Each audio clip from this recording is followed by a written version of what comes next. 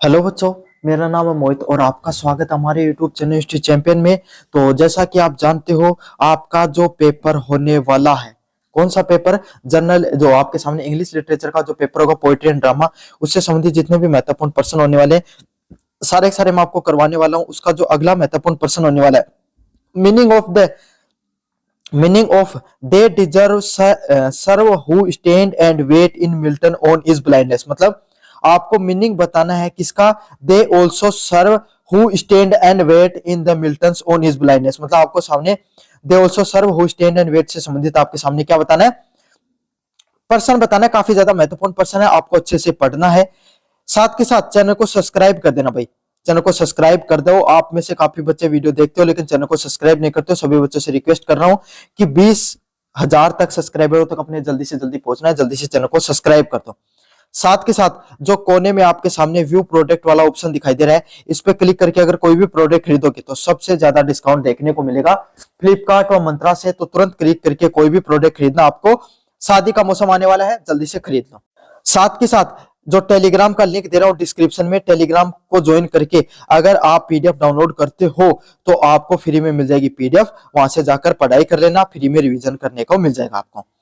The final line of the John Milton sonnet on is blindness is one of the most famous quote in the literature. मतलब जो last line लिखी गई है John Milton के द्वारा अपने sonnet में, on is blindness is one of the most famous coat. मतलब ऑन इज ब्लाइंडनेस नामक जो एक कथन लिखा गया है जॉन मिल्टन के द्वारा, काफी प्रसिद्ध कथन है।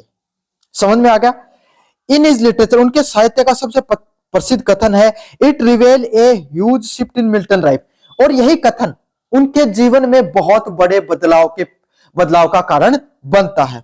इज रिलीजियस फेथ, उसके जो जीवन में जो धार्मिक उसका जो फेथ है, धार्मिक उसका विश्वास है, उसको बदलने में।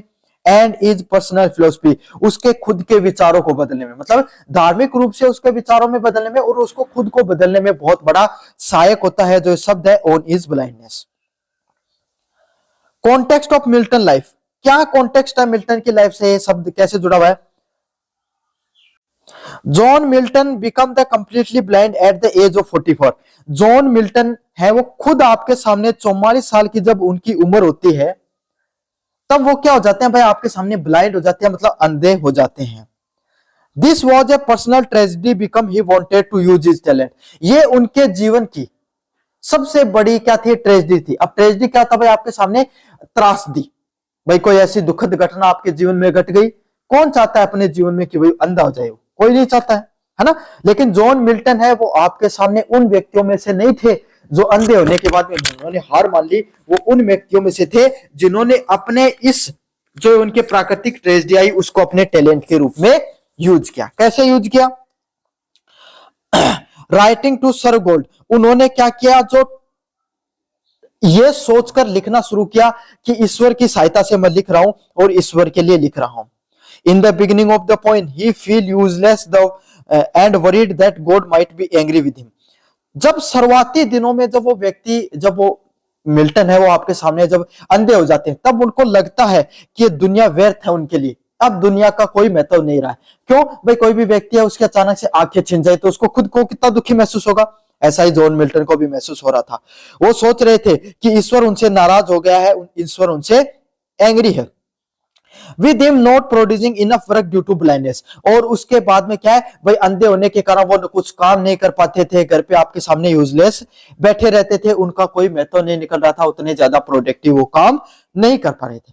तो आपको पहली लाइन से क्या समझ में आया कि जॉन मिल्टन 44 साल की उम्र में क्या हो चुके थे? अंधे हो चुके थे। लेकिन उन्होंने क्या किया? इस अंधेपन को अपने जीवन में बाधा नहीं बनने दिया, बल्कि एक खुद को एक टैलेंटेड, इस टैलेंट को एक नेचुरल गिफ्ट मानकर इस टैलेंट को अपने आगे की लिखावट में यूज किया। लेकिन जब वो शुरुआती दौर में जब अंधे होते हैं तब उनको फील होता है कि ईश्वर है वो क्या भाई? उनसे नाराज हो गया है, ईश्वर उनसे गुस्सा है।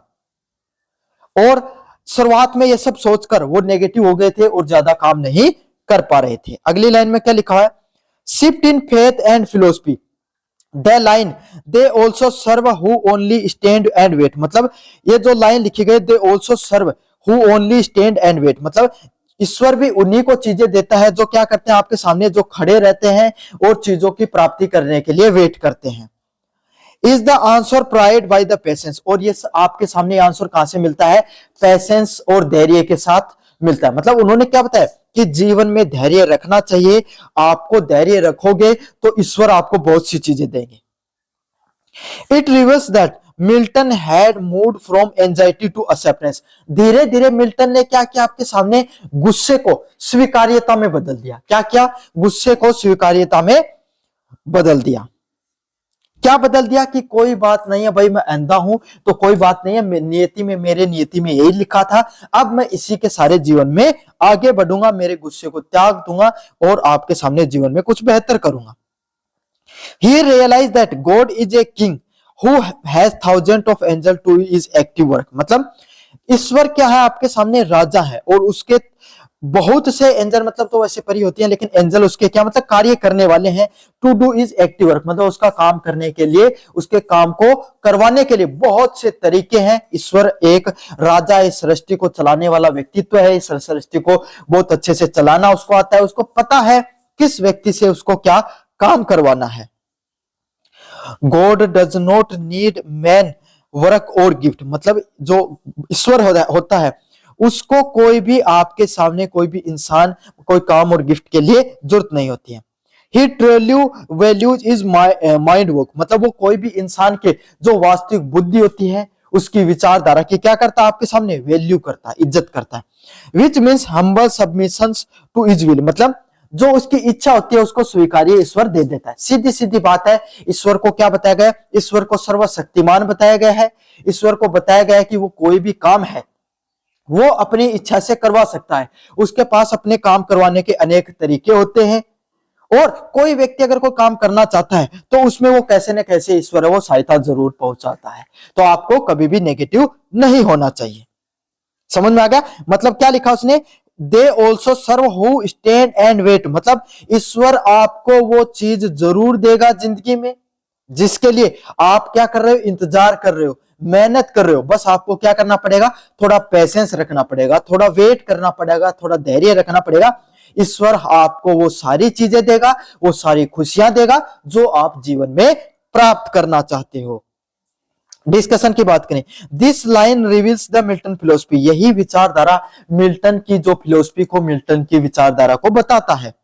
Passive devotion is a value as a active work, मतलब पैसिव मतलब आपके सामने लगातार ईश्वर की भक्ति में लीन रहना एक बहुत ही वैल्यूएबल चीज है आपके काम में। Standing and waiting for the gods command with A loyal heart, मतलब ईश्वर जो आपको जो कार्य सौंपे, ईश्वर जो काम करने के लिए आपको कहे, उसी काम को ईश्वर की भक्ति मानते हुए, ईश्वर की आज्ञा मानते हुए आपको लॉयल्टी के साथ करना है।